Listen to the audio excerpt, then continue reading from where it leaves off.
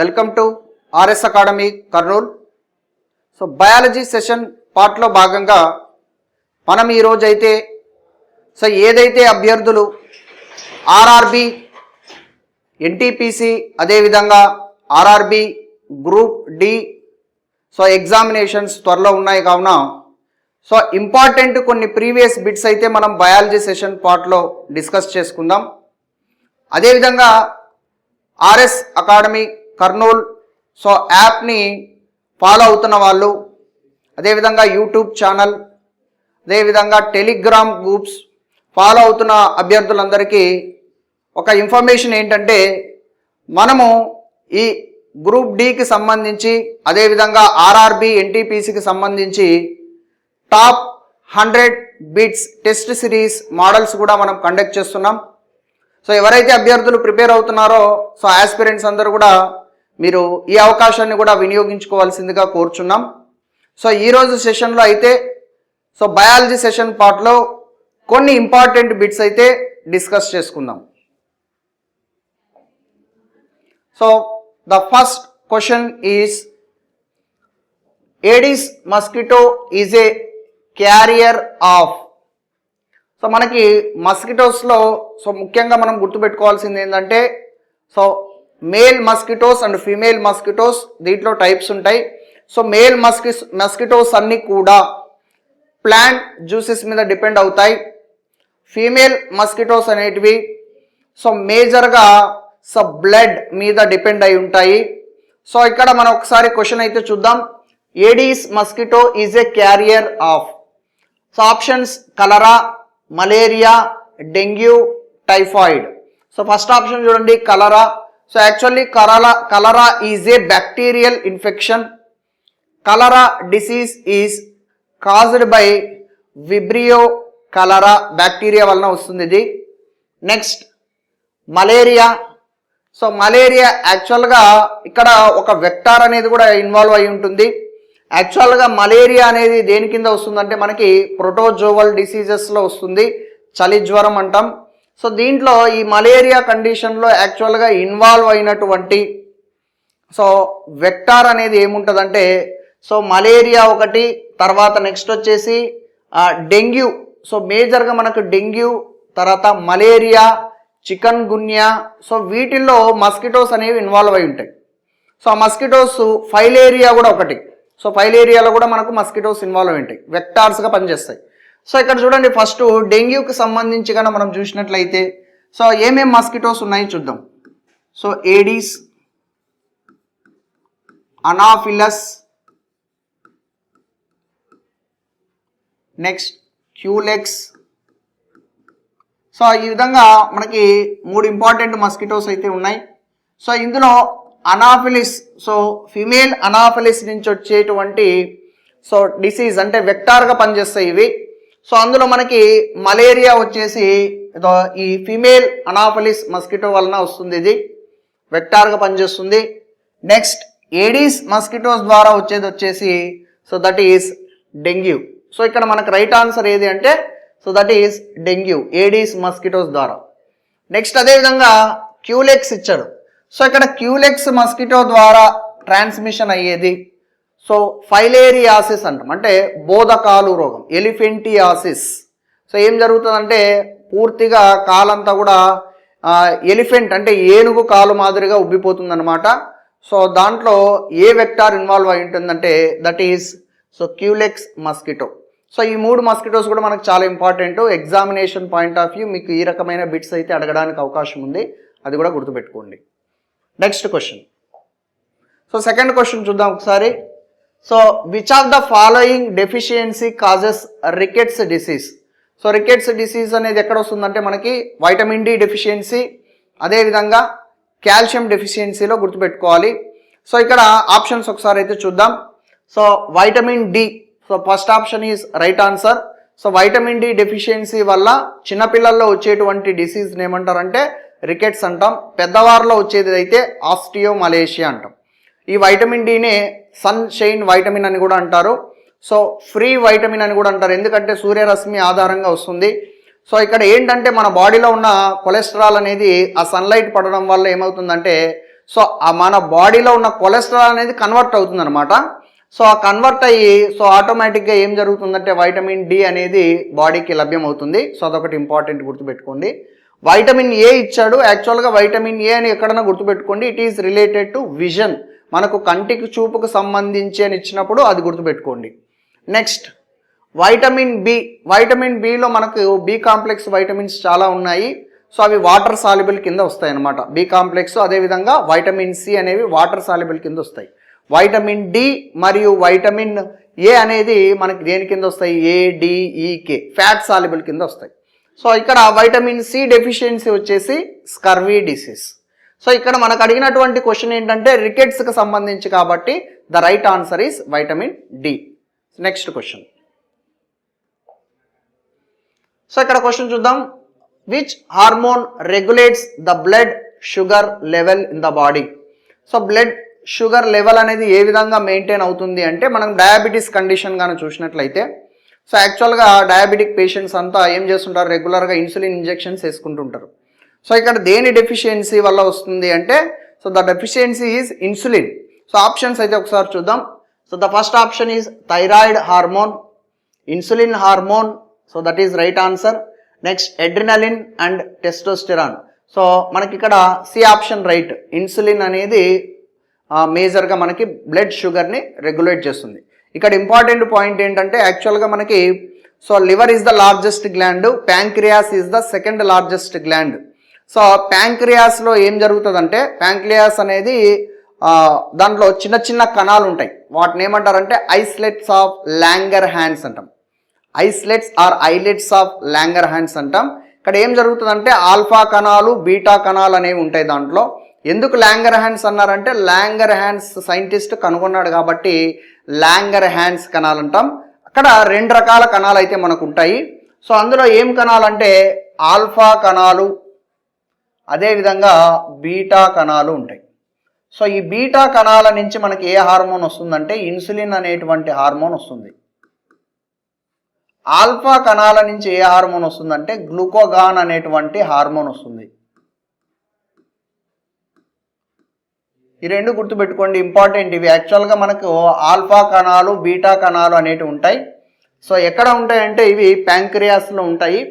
So ఈ ప్యాంక్రియాస్లో మనకి రెండు కణాల్లో ఆల్ఫా కణాలు, బీటా కణాలు ఉంటాయి. ఆల్ఫా కణాల నుంచి వచ్చేటువంటి హార్మోన్ వచ్చేసి గ్లూకోగాన్, సో బీటా కణాల నుంచి వచ్చేది ఇన్సులిన్.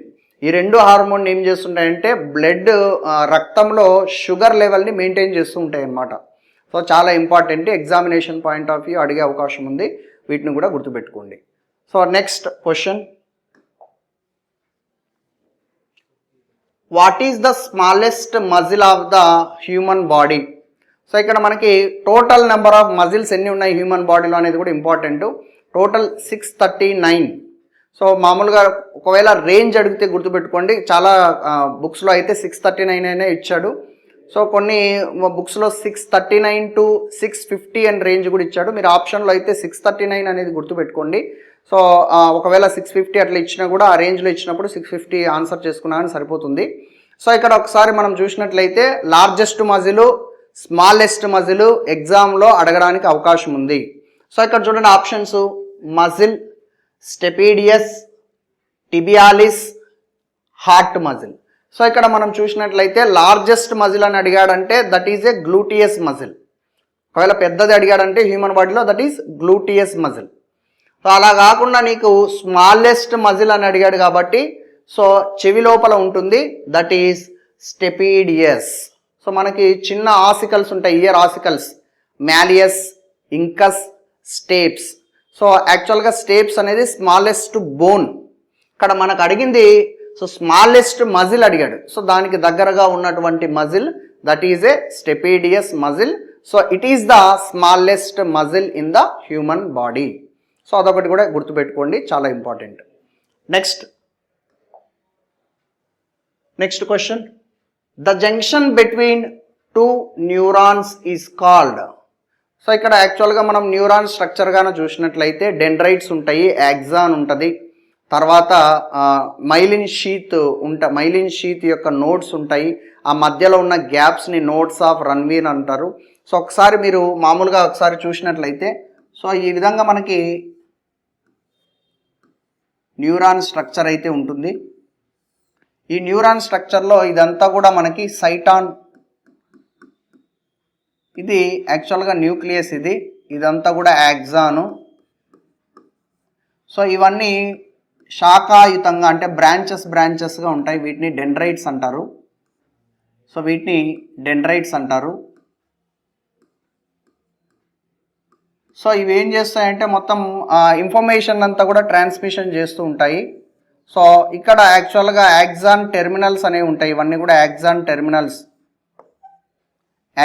టెర్మినల్స్ అంటాం. సో ఇట్లా ఆపోజిట్లో వీటికి ఇలాంటివి చాలా న్యూరాన్స్ అనేవి బాడీలో ఉంటాయి.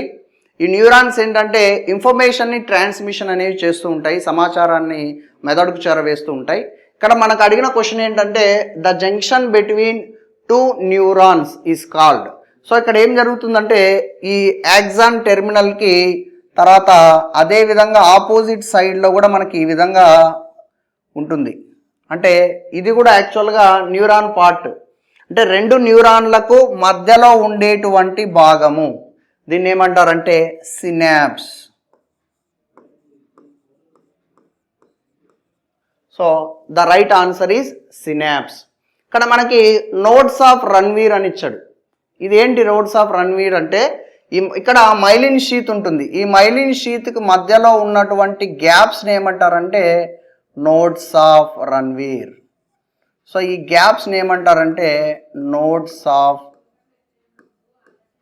రణ్వీర్. ఆ గ్యాప్స్ని ఏమంటారంటే ఆ మైలిన్ షీత్ యొక్క గ్యాప్స్ని ఇక్కడ మనం చూసినట్లయితే మైలిన్ షీత్ యొక్క గ్యాప్స్ ఉన్నాయి, వాటిని ఏమంటారంటే నోడ్స్ ఆఫ్ రణ్వీర్ అంటారు. సో ఒక న్యూరాన్కి మరి ఒక న్యూరాన్కి మధ్యలో ఉన్నటువంటి జంక్షన్, ఆ గ్యాప్ని ఏమంటారంటే సినాప్స్ అంటారని గుర్తుపెట్టుకోండి. సో రైట్ ఆన్సర్ వచ్చేసి సినాప్స్. సో నెక్స్ట్ క్వశ్చన్ చూసినట్లయితే ఇక్కడ చూడండి. So kidney failure is treated periodically on a kidney machine. The process is known as. So ఇది కూడా మనకి ఇంపార్టెంట్. యాక్చువల్గా డయాలసిస్ ట్రీట్మెంట్లో ఏం చేస్తారంటే ఒక మిషన్ ఆధారంగా కిడ్నీ ఫంక్షన్ అంతా చేస్తారు. చాలామందికి కిడ్నీ పేషెంట్స్ ఏమైపోతుందంటే ఈ డయాలసిస్ ఉన్న వాళ్ళకు సో రెగ్యులర్గా ఫిల్ట్రేషన్ మెకానిజం కానీ యూరిన్ ఫార్మేషన్ అనేది అంతా కూడా ఏంటంటే ఆ డయాలసిస్ మిషన్ ద్వారానే ఆపరేట్ చేస్తూ ఉంటారు ఆ ఎఫెక్ట్ అయిన వాళ్ళు. ఎందుకంటే రీనల్ ఫెయిల్యూర్ కాబట్టి ఖచ్చితంగా ఆ డయాలసిస్ మిషన్ ద్వారా ట్రీట్మెంట్ అయితే చేసుకోవాల్సి ఉంటుంది. సో ఇక్కడ ఏం చేస్తారంటే వాళ్ళు ఈ హీమో డయాలసిస్ అనేటువంటి పద్ధతి ద్వారా సో కిడ్నీ ఏదైతే ఫంక్షన్ చేస్తుందో ఫిల్ట్రేషన్ కానీ యూరిన్ ఫార్మేషన్ కానీ ఎక్స్క్రీషన్ కానీ ఆ ప్రక్రియ అంతా కూడా ఈ మిషన్ ఆధారంగా జరుగుతుంది. సో దాన్ని ఏమంటారంటే హీమో డయాలసిస్ అంటారు. సో అది కూడా important. So next bit. So the break down of glucose to pyruvate takes place in the during energy production. So మనకి ఇది యాక్చువల్గా రెస్పిరేషన్ సిస్టంలో మనకి ఎరోబిక్ రెస్పిరేషను ఎనరోబిక్ రెస్పిరేషన్ ఉంటుంది. సో ఎనరోబిక్ రెస్పిరేషన్లో గ్లైకాలసిస్ అనేది ఒక కామన్ ప్రక్రియ అనమాట. ఈ గ్లైకాలసిస్లో ఏం జరుగుతుందంటే గ్లూకోజ్ అనేది 2 పైరువిక్ ఆమ్లాలుగా విడిపోతుంది. గ్లూకోజ్ అనేది 6 కార్బన్, పైరువిక్ ఆమ్లం అనేది 3 కార్బన్, అంటే 2 పైరువిక్ ఆమ్లాలుగా విడిపోతుంది. సో ఇది ఎక్కడ జరుగుతుంది ఈ ప్రక్రియ అంటే మనకి యాక్చువల్గా కణము లోపల సో సైటోప్లాజం ఏరియా ఉంటుంది, అదేవిధంగా సో మైటోకాండ్రియా ఏరియాలో, అంటే ఈ 2 భాగాల్లో జరుగుతుందన్నమాట. సో ఫస్ట్ స్టెప్ ఏం జరుగుతుందంటే గ్లైకాలసిస్ ప్రక్రియ జరుగుతుంది. ఈ ప్రక్రియలో గ్లూకోజ్ అనేది 2 పైరువిక్ ఆమ్లాలుగా విడిపోతుంది. ఇదంతా కూడా ఎక్కడ జరుగుతుందంటే సో ఇక్కడ మనం చూద్దాం, ఆప్షన్ వచ్చేసి సైటోప్లాజంలో జరుగుతుంది. సో ఫస్ట్ చూడండి న్యూక్లియస్ అన్నాడు, నెక్స్ట్ ఎండోప్లాజ్మిక్ రెటికులర్ ఇచ్చాడు, మైటోకాండ్రియా. ఇక్కడ కన్ఫ్యూజ్ అవుతారు సైటోప్లాజమా మైటోకాండ్రియా అని. So clear, first step glycolysis జరిగేది సైటోప్లాజంలోనే జరుగుతుంది. Whether it is aerobic respiration anaerobic respiration ఏదన్నా అవని. సో గ్లైకాలసిస్ ప్రక్రియ కామన్ రెండిట్లో. ఎక్కడ జరుగుతుందంటే అది సైటోప్లాజంలోనే జరుగుతుంది. రిమైనింగ్ స్టెప్స్ ఎక్కడ జరుగుతాయంటే మైటోకాండ్రియాలో. రిమైనింగ్ స్టెప్స్ ఏంటివి sir? Krebs cycle. So Krebs cycle అనే ప్రక్రియ ఉంది నెక్స్ట్. సో ఆ క్రెబ్స్ సైకిల్ అనేది మైటోకాండ్రియాలో జరుగుతుందని గుర్తుపెట్టుకోండి. సో ఇది కూడా important question. So next the normal systolic pressure of human blood. So మనకి రక్తపీడనం అంటే బ్లడ్ ప్రెషర్ బీపీ సో ఎంత ఉండాలి నార్మల్గా అంటే so systolic pressure diastolic pressure ఉంటుంది అంటే 120/80. ఇక్కడ 120 అనేది ఏంటంటే సిస్టోలిక్ ప్రెషర్, 80 అనేది ఏంటి అంటే it is a diastolic pressure. So it is దాన్ని ఎట్లా చెప్తాం అంటే mm/Hgలో చెప్తాం. 120/80 mm/Hg. సో సిస్టోలిక్ అంటే సో మనకేంటి సిస్టోలిక్ ప్రెషర్ డయాస్టోలిక్ ప్రెషర్ రెండు ఉంటుంది 120/80. ఇక్కడ మనకు అడుగుతుంది సిస్టోలిక్ ప్రెషర్ అడిగాడు కాబట్టి the right answer is 120 mm/Hg. So ఇది కూడా important bit. Next, so which part of the body is bile juice is produced. So మనకి బైల్ జ్యూస్ ఎక్కడ ప్రొడ్యూస్ అవుతుంది, ఎక్కడ నిల్వ చేయబడుతుంది గుర్తుపెట్టుకోండి. So bile juice is produced in the liver. So కాలేయంలో బైల్ జ్యూస్ అనేది ప్రొడ్యూస్ అవుతుంది. ఎక్కడ నిల్వ ఉంటుంది, the storage place of bile juice is gall bladder, పిత్తాశయం అంటాం. గాల్ బ్లాడర్ పిత్తాశయంలో అది నిల్వ ఉంటుంది. ఆప్షన్స్ ఒకసారి చూద్దాం. So heart, kidney, lungs, liver. So the right answer is liver. ఒకవేళ స్టోరేజ్ ప్లేస్ అడిగాడంటే గాల్ బ్లాడర్ గుర్తుపెట్టుకోండి. నెక్స్ట్, సో ఈ విధంగా మనకి ఎగ్జామినేషన్ పాయింట్ ఆఫ్ వ్యూ ఒక్కొక్క సిస్టమ్ వైజ్గా మనం ఎగ్జామినేషన్ పాయింట్ని దృష్టిలో పెట్టుకొని సో బిట్స్ అయితే ప్రిపేర్ చేయడం జరుగుతుంది. సో ఎవరైతే అభ్యర్థులు ఆర్ఆర్బి, ఎన్టీపీసీ అదేవిధంగా ఆర్ఆర్బి గ్రూప్ టీ ప్రిపేర్ అవుతున్నటువంటి అభ్యర్థులు ఎవరైతే ఉన్నారో సో మన ఆర్ఎస్ అకాడమీ కర్నూల్ యాప్ ద్వారా కూడా మీరు ఒక్కొక్క సబ్జెక్ట్ వైజ్గా బయాలజీ పార్ట్లో కూడా సో టాప్ 100 ఇంపార్టెంట్ బిట్స్ని అయితే మనము సో ఒక టెస్ట్ సిరీస్ మాదిరిగా కండక్ట్ చేయడం జరుగుతుంది. సో యాస్పిరెంట్స్ ఈ అవకాశాన్ని కూడా వినియోగించవలసిందిగా కోరుకుంటున్నాను. So thank you one and all.